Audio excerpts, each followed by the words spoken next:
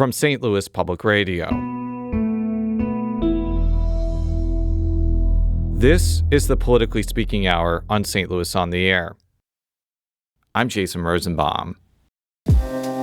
Missouri is set to execute Brian Dorsey on April 9th. The Jefferson City native pleaded guilty to murdering Sarah and Benjamin Bonney near their New Bloomfield house in 2006.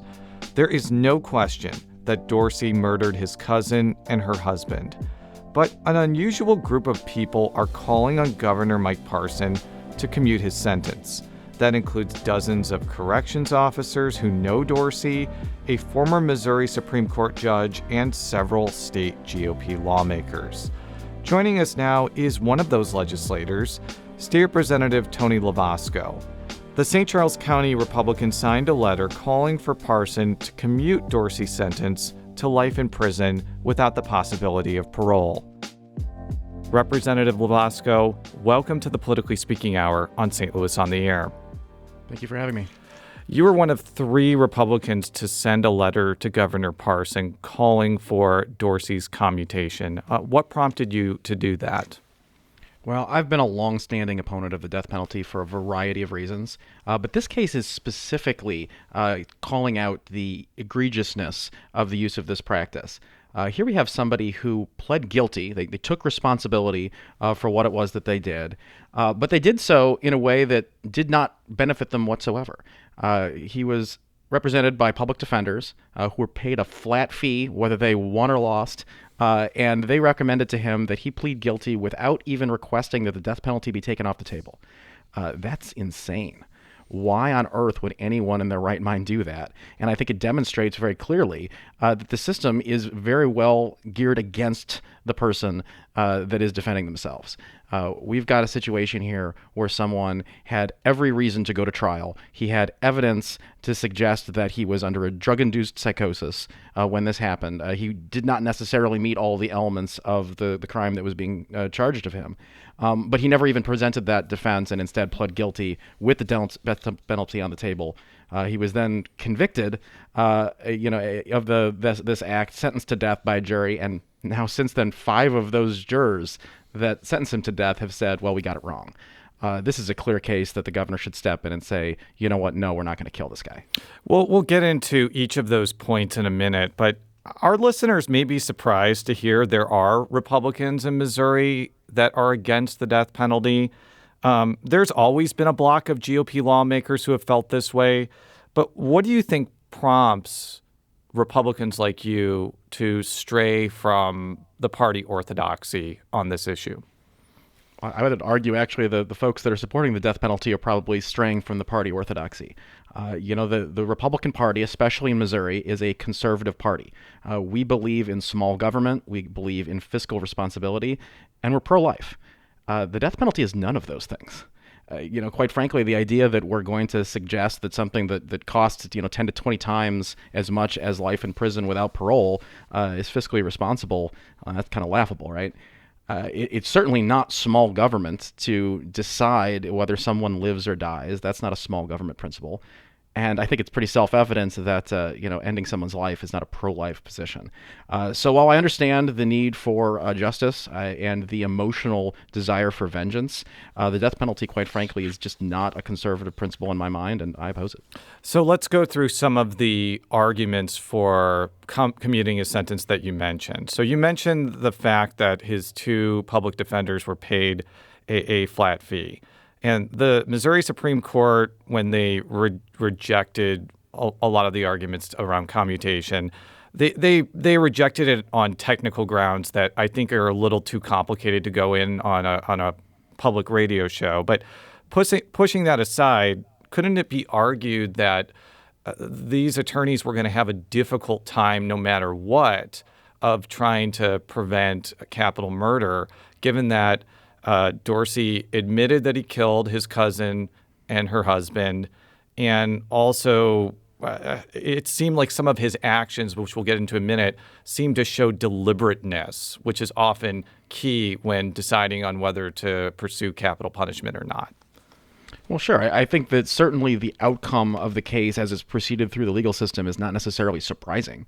Anytime you plead guilty, you're taking a lot of the tools off the table that you can use to advocate for yourself throughout the process. Again, I think that goes right back to what legitimate counsel would ever advise their client to do that before the trial's even started, before they've even had an opportunity to present their case. I think that's just very frustrating that that's just the start of the story and quite frankly, how it's likely to end. So let's talk about the fact that his attorneys are pointing out that he was in a drug-induced psychosis at the time. Going back to that recent Missouri Supreme Court decision, they have rejected that argument, and they said that Dorsey's actions, including how he loaded a shotgun to kill Ben and Sarah Bonney and how he stole their property in order to sell that to presumably pay off a drug debt, shows, quote, he cannot establish a freestanding claim of actual innocence. Where do you think the Missouri Supreme Court got it wrong there? I haven't read their decision. I would say based on that statement, perhaps they didn't get it wrong. Their requirement there is to demonstrate whether or not the appellate has made a claim of actual innocence, which is not that argument, right? The argument there is that he didn't meet all of the legal requirements of what he was being convicted of, which is first-degree murder, and that perhaps a more appropriate penalty would have been a second-degree murder or something similar. I think that's different than, he didn't do it. I think it's pretty clear he did it, right? I mean, he's admitting that. And so, again, I think the appellate process, the process as it moves through the court system, it's not designed to be a complete adjudication of all the facts. It's designed to review specific parts of the process. And so you're very limited as to what you can argue in those cases. So let's also talk about how there is an unusual coalition asking for his commutation. I mentioned you and several of your Republican colleagues, but there's also been a lot of focus on how dozens of corrections officers have attested to Dorsey's character, and that includes the fact that he's been a barber to the prison's wardens. Why do you think that type of testimony is compelling in this situation? I think it's interesting because a lot of those folks are not against the death penalty, right? When someone like myself comes out and calls for commutation, I recognize that it doesn't carry as much weight because I don't like the death penalty at all. But when you've got folks that are very much in favor of capital punishment saying, well, normally we'd be all about this, but not in this case. To me, that's very compelling because that demonstrates that they think there's really something special about this situation that deserves review. And there are some family members who have asked Governor Parson to grant Dorsey a commutation, but there are some clear divisions here. Jacob Bonney, who is Ben Bonney's brother, told the Riverfront Times that he was shocked by the details around his brother and sister-in-law's murders. He also said that Dorsey, quote, backstabbed people who were trying to help him. What do you make of these comments from some of the family members of the people who were murdered here? I mean, I can't claim to know the details of the case sufficiently to argue one way or the other there. I can say it's perfectly understandable that folks that knew and were related to the victims would have opposing views and would want to see Mr. Dorsey put to death. That's certainly something that I think everyone can understand. It doesn't change the situation, though. Yeah, and for full disclosure to you and our listeners, the reason why this caught my attention, this particular execution, is because I covered these murders as a reporter for the Columbia Daily Tribune in 2006. I didn't talk with any of the family members, but I did talk with the neighbors of the Bonnies, people that worked with them, people that knew them in the community. And I could see the side of some of Dorsey's family members who would argue that his good behavior in prison does not make up for the fact that he left the Bonnies' daughter without parents or betrayed the Bonnies' trust. What would you say to the idea that, the argument about him being rehabilitated does not really undo the lifelong trauma for people that loved Sarah and Benjamin Bonney? I think that's absolutely fair. I think it's very common in these situations when you're talking about a death penalty case and you're fighting to commute someone's sentence to lean very heavily on what you think the person has done since their crime to demonstrate that they're not the same person. That makes sense. It's a very emotional appeal that I think it resonates with some people. You can't expect it to resonate with the folks that were directly victimized, right? They don't probably care all that much about someone's rehabilitation because they're still hurting. I understand that completely. I don't minimize that. But I think it's important that we focus on the technical aspects of the case and the criminal justice system and really how this fits into public policy at large, because that's really what we should be focusing on, not necessarily the emotional impact of a particular scenario. So Governor Parson's spokesperson told me that, quote, Governor Parson and his legal team are in the process of reviewing Mr. Dorsey's clemency petition. He'll likely announce his decision, I would assume, on Monday, because by tradition, the governor has usually announced whether he will commute his sentence about 24 hours before it happens. First of all, have you talked with any of the governor's staff about this particular request for commutation? I haven't. I never even got an acknowledgement that they received my letter. I found out that they did in the media. So, the governor's staff is focused on an insane number of different factors. We're going through the budget process right now in the House. I recognize that this is not probably high on their list of things to be focusing on, but the reality is the clock is ticking and we're running out of time.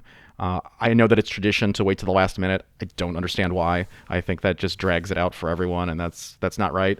I think they should make a decision and they should get back to people. Do you think that the message that you're trying to convey, as well as all these other people we've talked about, and we didn't even mention the fact that former Missouri Judge Michael Wolff, who was on St. Louis on the Air earlier this week, is also calling for his commutation. Do you think that this chorus of people calling for his commutation will get through to the governor? Oh, I'm sure he'll be briefed on everything. I'm sure he'll be given the letters. Whether or not that weighs in on his decision, I honestly don't know. I can't imagine being in his position and having to make what is literally a life and death decision, and the stress and weight that must put on you.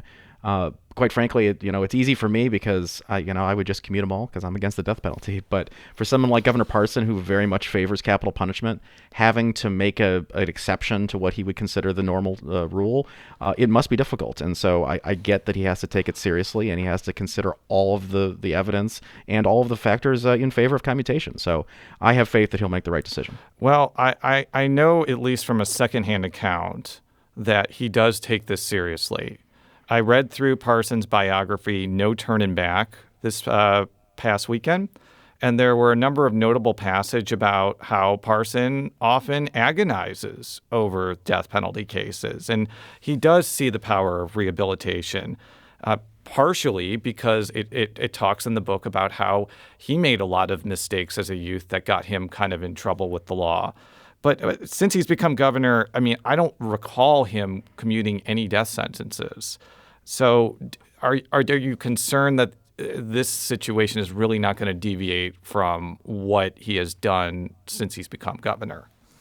The statistics would suggest that, sure. There is also, of course, a political component that you can't ignore. There has been countless cases where a governor has commuted a sentence, something has happened, someone's offended again, that sort of thing. Obviously, that's not applicable in a life without parole scenario. But of course, anytime you're reducing someone's sentence, you're kind of taking on any actions that they might take after that as a potential political hit to your future. But quite frankly, that's not applicable here, right? The governor's retiring. He's not running for president. He's not going off to do something else. He doesn't need to worry about the political ramifications of his decision, and he can focus solely on what's right.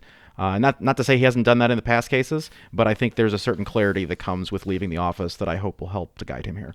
During a previous episode of the Politically Speaking Hour on St. Louis on the Air, we spent a lot of time analyzing a poll from St. Louis University and YouGov, and it found that 62% of respondents favor using the death penalty in cases of first-degree murder.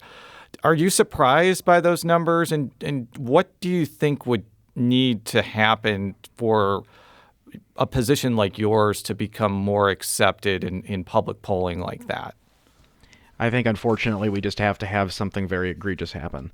I think that the tide turns the moment we have someone who is executed that is later found completely innocent without a shadow of a doubt, someone that's a sympathetic person that people can relate to and resonate with. If we ever have a situation where someone can think, you know what, this could be me, I could be in that situation, it could be my loved one that's being put to death when they didn't commit a crime, I think that's what turns the tide. I think the unfortunate reality is cases like Mr. Dorsey's are not going to move the needle because, I mean, he did do it, right? It's not nearly as sympathetic of a case that most people are going to need to change their position on such a core issue. So we've got a lot of work to do, quite frankly. You're not the only person who signed this letter. There were, I think, a Representative Chad Perkins of Pike County and I believe Representative Jim Murphy of South St. Louis County. Have you talked with your other Republican colleagues about your collective opposition to the death penalty? And what has been kind of your, if you have, if the answer is no, then I guess this question isn't really applicable. But if you have, like, what has kind of been some of those conversations that you've been able to have? I have. So last year, I made an amendment during the budget process to defund capital punishment throughout the state. We asked for a roll call vote, and we got 18 Republicans voting for that measure. And there were some surprising names, folks that I hadn't had the conversation with previously that came up, and I went to many of them and thanked them for their vote, and we did have some chats. And the one thing that I kept hearing time after time was, how can I put on my flyers, how can I go door to door that I'm 100% pro-life and sign on to the government killing someone? I just can't do that. I just heard that from multiple people, and I think that's really what's ultimately driving a lot of folks is that pro-life nature that really so many Republicans have. Yeah, I've actually encountered some legislators who are not necessarily Republicans, but I do. This was before your time in the legislature. Democratic State Representative Paul Quinn, who was very much opposed to abortion rights, was also very opposed to the death penalty as well. But as you kind of alluded to, not everybody takes that view. I think there's a situation where people are against abortion rights and for the death penalty. Do you see that as inherently contradictory? Because from my recollection, I don't even think like Missouri Right to Life like judges somebody if they're for the death penalty but against abortion rights. Right, it's not even on their survey. They're neutral to it. I think it's a contradiction. I would argue we either value life and believe that one of the purposes of government is to protect it, or we don't. Now you can argue whether or not an unborn baby is a life or not. I think there's a lot of folks that take the opposite position that I do there. But the reality is, if you're going to argue that it is important to outlaw abortion in order to save life, I think it is incredibly important to recognize that if you're also enabling government to take a life in a premeditated fashion, not in the defense of others or in a necessary moment, you're a little bit hypocritical there. And I don't think it's intentional, and I certainly understand the emotional side of it and why people get to that position. But I think we should strive to be better than that and be consistent in our positions as much as we can. Have you talked with any of the 3 Republicans who are running to succeed Parson about their stances on capital punishment? I've not had that opportunity. I've talked to them about a variety of other issues, but that particular thing has not come up in the limited time we've had a chat. State Representative Tony Lovasco is a Republican lawmaker from St. Charles County. He was one of several GOP legislators who want Governor Mike Parson to commute Brian Dorsey's sentence before he's executed on April 9th. Representative Lovasco, thank you for joining us. Thank you for having me.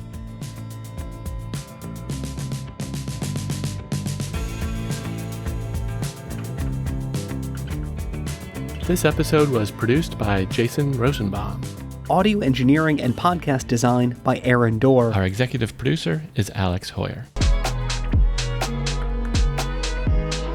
St. Louis on the Air is a production of St. Louis Public Radio. Understanding starts here. St. Louis on the Air proudly supports local artists by using music from Life Creative Group. Do you find yourself regularly listening to episodes of St. Louis on the Air? Suggest us to a friend you think might enjoy our conversations, and leave us a review and rating on Apple Podcasts on the App Store.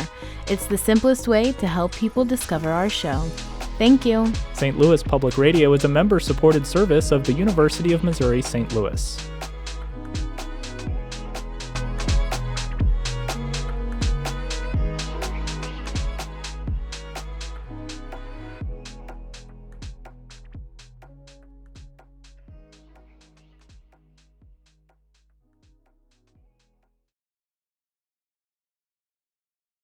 Support comes from the Missouri Forest Products Association, saluting Earth Day on April 22nd with an ongoing commitment to help offset carbon emissions with sustainable harvesting of Missouri forests. Details at choosewood.com.